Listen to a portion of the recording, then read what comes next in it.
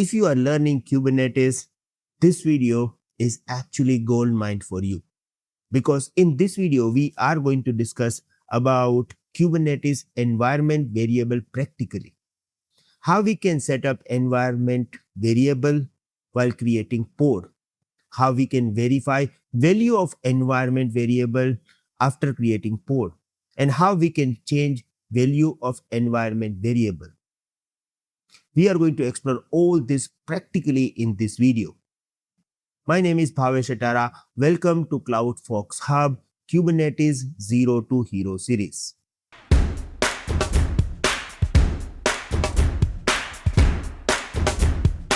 Before we are going to start this video, I have two requests for you. One, if you don't know anything about environment variable in Kubernetes, please watch our previous video, because in this video, I have cleared all the foundation of environment variable in Kubernetes. Once you watch this video first, and then if you will watch this one, you will get complete understanding about Kubernetes environment variable. My request number 2 is, if you want to learn Kubernetes, please learn Kubernetes practically. And we have CloudFox Workstation for you. Using CloudFox Workstation, you can perform any lab of Kubernetes very easily.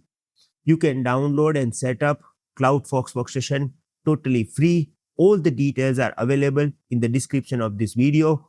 Please open our website, set up CloudFox Workstation for you, and then perform all the labs with me. Once you set up CloudFox Workstation, you will get this kind of screen. And here we have 20 labs to understand pods. Out of these 20 labs, we use many of labs to understand pods concept. Today, we are going to use pod lab number 7, pod environment variable. To start any lab, you need to select your lab and need to click on start lab, and it will create fresh new Kubernetes cluster for you. So whenever you will perform any lab, there will be no errors. Right now, it's loading my lab. We have to wait for a while until we are going to get console window.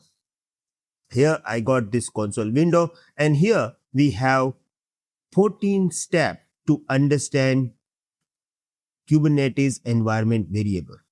I will talk about each and every step and what are the commands that we are using over here, so it will be very easy for you to understand the concept. In the very first step, we are actually going to create a pod-YAML file, right?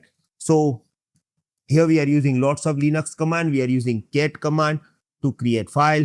If you are comfortable, you can use VI editor, nano editor, whatever you want to use. Now, how to create pod using YAML? We already created this video, so you have idea how we are using API version. We are creating pod. The pod name would be demo-pod. Inside pod, we are creating one container. Container name would be demo-container. This container will use busybox image. In general, busybox image is used to run specific command inside Linux environment, and then we are going to terminate this container. But this time we want to verify values of environment variable. So we are running this particular container for 3600 seconds, means 1 hour. Here we are going to set up environment variable. Now this is something new that we are learning. We are not going to add this environment variable inside code. We are just adding this environment variable in this particular YAML file. Now once you set up this environment variable, it is going to set up this inside your container, and container is running inside pod. So here we are going to set up two environment variable. First environment variable would be UI color, and second environment variable would be customer name. The value of UI color is actually blue, and for customer name, we have customer A. So we are going to create one simple YAML file, and we are going to use this YAML file to create pod as well. Now, once you press enter, it will create file, and it is also going to list this. So now we have our YAML file. You can verify this by giving command ls. Now using this YAML file, we have to create pod. Now here we have review YAML file. I already provided you review, so I'm just going to create pod using this YAML file. Kubectl apply -app pod -env. In this series, we use this command lots of time, so I'm not going to repeat same thing. It is going to create pod using pod -env YAML file that we have created in step 1. So now pod has been created. Now we have to check the status of the pod. And here I'm going to use kubectl get pods. And right now container is creating. We want pod status running. So we have to repeat the same command until we are going to get pod status running. Yes, I got my status. So pod has been created. And now pod status is running. Now we want to verify that we have created our pod. Inside this pod, we have container as well. But inside this container, we have defined these two environment variable. Is it there or not? So in order to find it out, we have to run some command inside container. And here we have this particular command. Now this command is very simple Linux command. Okay. So here we are using kubectl exe. Exe is used to run command inside pod. So here we have demo pod. Inside demo pod, we want to run one command. Here we are going to run this command print environment and UI color. It means we are running command to check value of environment variable UI color. During our pod creation, we define this blue value over here.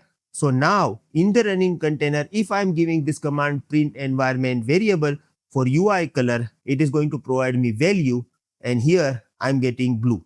Now this is actually verification step. So during pod creation, whatever the environment we have set up, it is now running and already configured inside our container. Same way we have another environment variable as well. And if I'm going to verify this, here I'm going to get customer A, which is exactly as per our YAML file. So now in our live container, we have two environment variable already working. If you want to see all the environment variable configured inside your container, you can give kubectl exe demo pod and print environment. Here we are getting this. Some of this environment variable are related to Linux. For example, path command is basically for Linux. Hostname command is environment variable for Linux. These two are like custom environment variable that we have configured during our pod creation inside YAML file, and these are basically configured through the Kubernetes. What are these? We will discuss about it. Today we are just understanding custom environment variable, and here we are getting it. Okay. Now, why we are creating environment variable?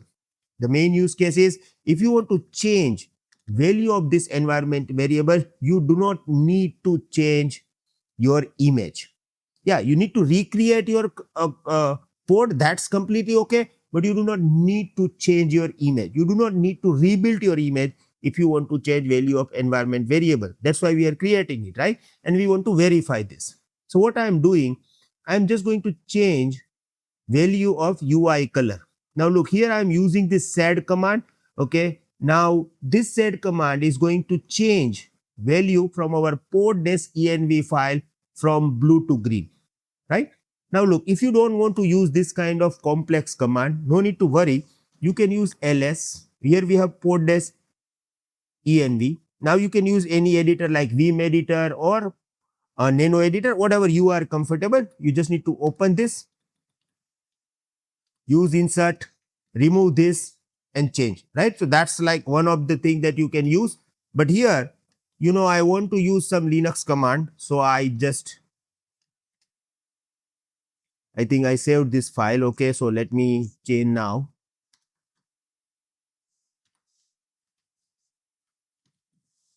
Right? Okay, so here we have this green.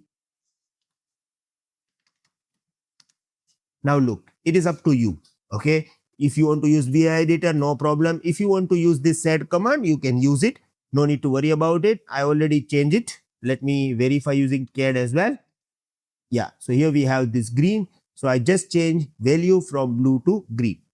Now I'm going to review this. Yeah, we already reviewed this. Now I'm going to apply this. Okay, so we have this pod-env.yaml. Now I'm going to apply this, and this time we have new value for environment variable. So let me paste. Now here I'm getting this error. Why I'm getting this error? Because we have already this pod running. And if pod is already in running state, you cannot change environment value, right? So if you will give this command, get pods, look what we are getting. Sorry.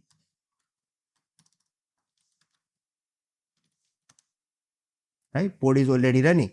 Now, in this case, if you change environment value, it will not allow you to do so. Keep this in mind. We are using environment variable because we don't want to recreate image while we are changing value.